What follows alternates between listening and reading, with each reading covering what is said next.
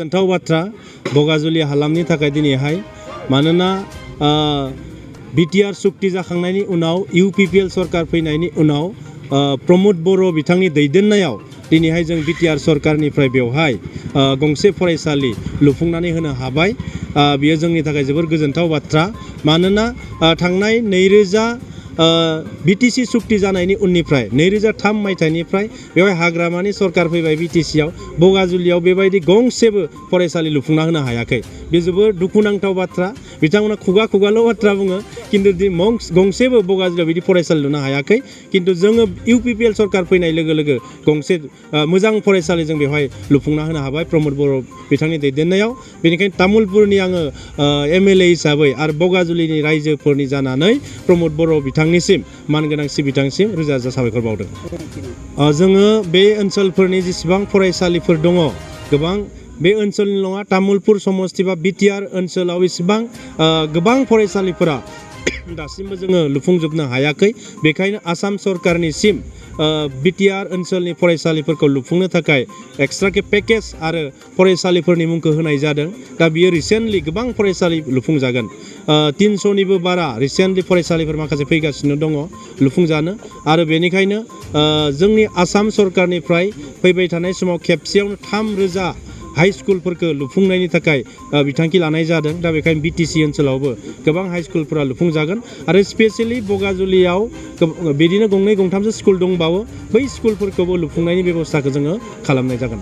दिनैहाय 6.3नि गेजेरजों जेसेबां भेन्सार स्कुलफोर जोंहा बे बिटिआर हालामाव दङ बै हालामनि फरायसाफोरा सरकारि जानांगौ 6.3 हिसाबै।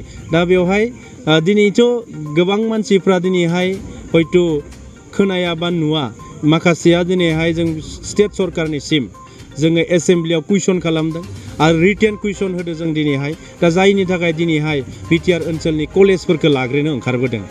दा दिनै बिटिआर ओनसोलाव थानाय माखासे भेन्सार कलेजफोरा दिनै लाजासिगोन। दा बेनि थाखाय अलरेडि खामानिया जोबजोबखाबाय।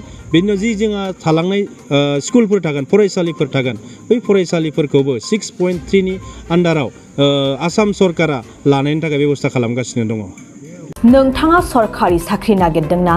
नोंथांनि थाखाय मोनसे गोजोनथाव खौरां।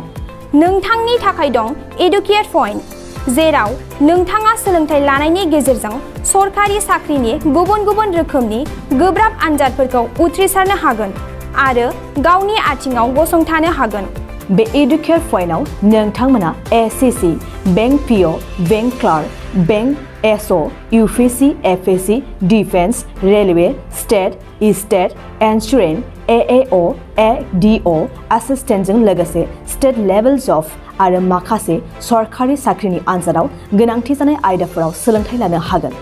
मख'नो गोनांदि बे सोलोंसालियाव साख्रिनिल' नङा, बेयाव एमबिए आरो सैनिक स्कुल बायदियाव एडमिसननि थाखाय एन्ट्रेन्स होनो थाखायबो सोलोंथाइ लानो हागोन। बे सोलोंसालियाव गाहाम थाखो खथानि सुबिदा दं आरो सम मथे नोंथांनि सोलोंथाइखौ बे सोलोंसालियाव होनाय जागोन।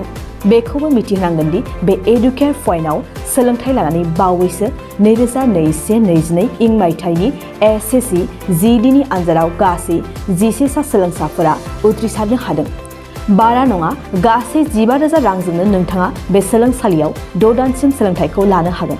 बे सोलोंसालिया क'क्राझार, बरपेटा रड, गवालपारा आरो बङाइगावआवबो दं। क'क्राझाराव सोलोंथाइ लानो गोसो गुदुं जानाय सुबुंफोरा 70020261333 9101536360 70020261333 9101536360